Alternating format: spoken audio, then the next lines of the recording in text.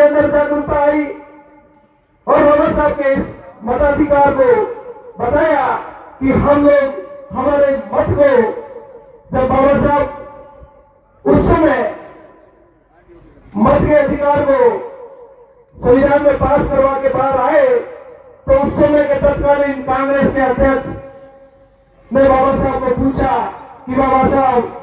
आज आप बहुत बड़े खुश नजर आ रहे हो। उन्होंने तो पहले बात कही, वो बात बाबा साहब ने कही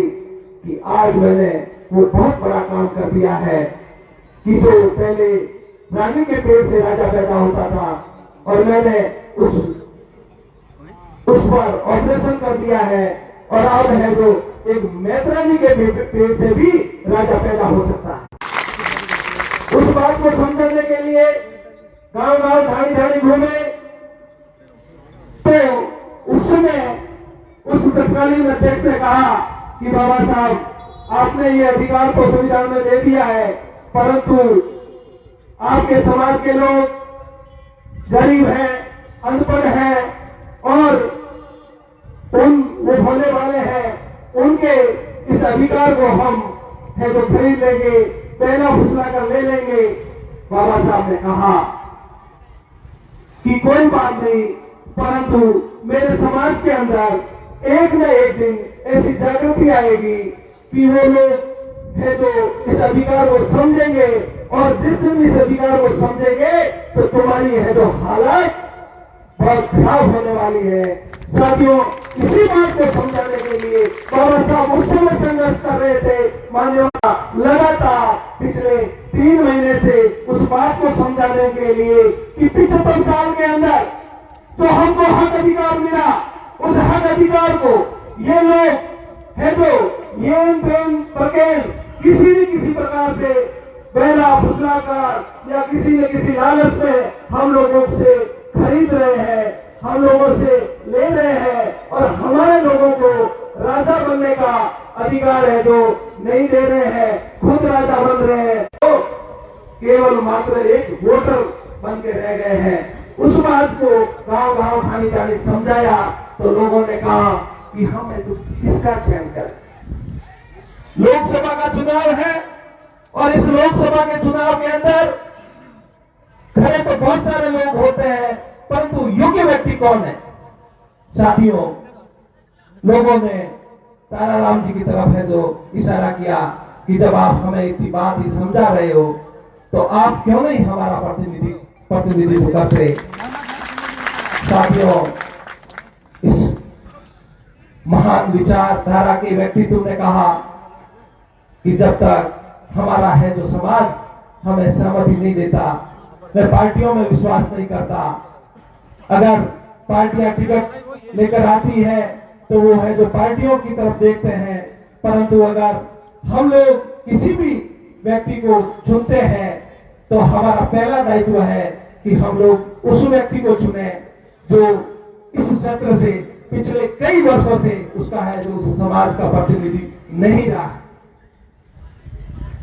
ये तो एक तरह से ऐसा हो गया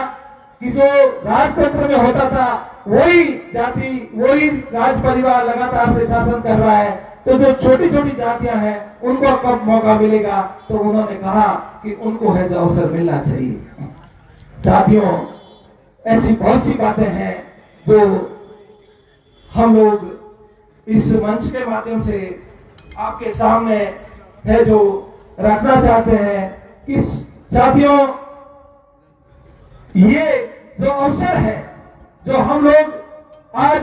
मताधिकार को लेकर है जो सर्व समाज की बैठक आयोजित कर रहे हैं, 23 तारीख को एक जाति विशेष भील समाज की बैठक आयोजित की गई और उस बैठक के अंदर ये निर्णय लिया गया कि हम लोग जो एसटी समाज से, भील समाज से हैं, वो सभी लोग हैं जो सर्वसम्मति से ये है जो निर्णय लेते हैं कि हमारी ओर से माननीय ताराराम महिला लोकसभा क्षेत्र बाड़मेर, जैसलमेर और बालोतरा के लिए लोकसभा के उम्मीदवार होंगे। ये 23 तारीख को भील समाज के पंच पटेलों द्वारा निर्णय लिया गया है, परंतु केवल मात्र एक जाति के वोट से है जो हम लोग जीत नहीं सकते। इसी उद्देश्य को लेकर भील समाज द्वारा है जो आज का ये जो मीटिंग सौर समाज की जो आयोजित करवाने की है जो जिम्मेदारी भील समाज द्वारा आयोजित की गई कि हम लोग सभी समाजों के लोगों को आज यहाँ आमंत्रित करेंगे और आमंत्रित करके एक निर्णय लेंगे कि हम लोग है जो सर्वसम्मति से समाज की ओर से जनता की ओर से जनता का उम्मीदवार तय करेंगे। आज हम लोग जनता का उम्मीदवार तय करने के लिए यहाँ इकट्ठे हुए हैं। साथियों, मैं समझता हूं कि जनता के उम्मीदवार के लिए माननीय ताराराम जी मेहना से ज्यादा कोई बेहतर व्यक्ति हो नहीं सकता। निर्णय आप सभी को करना है। मैं मेरे विचार व्यक्त कर रहा हूं। साथियों, ताराराम मेहना वो व्यक्ति है जो समाज हित के अंदर दिन रात लगातार है जो संघर्ष कर रहा है। साथियों, हम लोग नौकरी के लिए या किसी व्यवसाय के लिए संघर्ष करते हैं, रात दिन मेहनत करते हैं, परंतु ताराराम मेहना वो व्यक्ति है कि जब सामाजिक कार्य के लिए अड़चन आई अपनी नौकरी तो 13 वर्ष के अंदर इस व्यक्ति ने अपनी नौकरी छोड़ दी। और नौकरी करते तो पेंशन मिलती, परंतु उन्होंने कहा कि मेरे सामाजिक कार्य के अंदर मेरी सामाजिक जागृति के कार्य में अगर सरकार बाधा बनती है और ये नौकरी बाधा बनती है तो मैं इस नौकरी को ठोकर मारता। साथियों, ऐसे बहुत से वाक्य हैं जो समाज हित के अंदर इन्होंने है जो बलिदान दिया। एक प्रकरण रहा है सीढ़िया प्रकरण, जिसके अंदर ऐसी स्थिति आई 56 लोगों के ऊपर मुकदमा हुआ और माननीय ताराराम जी मेहना का इसमें कोई कसूर नहीं था और कहा कि आप है जो 1-2 गवाह पेश करो और गवाह पेश करने के बाद में हम आपका नाम निकाल सकते हैं। परंतु ताराराम मेहना ने कहा कि मेरे समाज का अगर एक बच्चे का भी नाम रहेगा तो है जो मेरा नाम रहेगा। हम लोग समाज के लिए संघर्ष करने वाले लोग हैं और समाज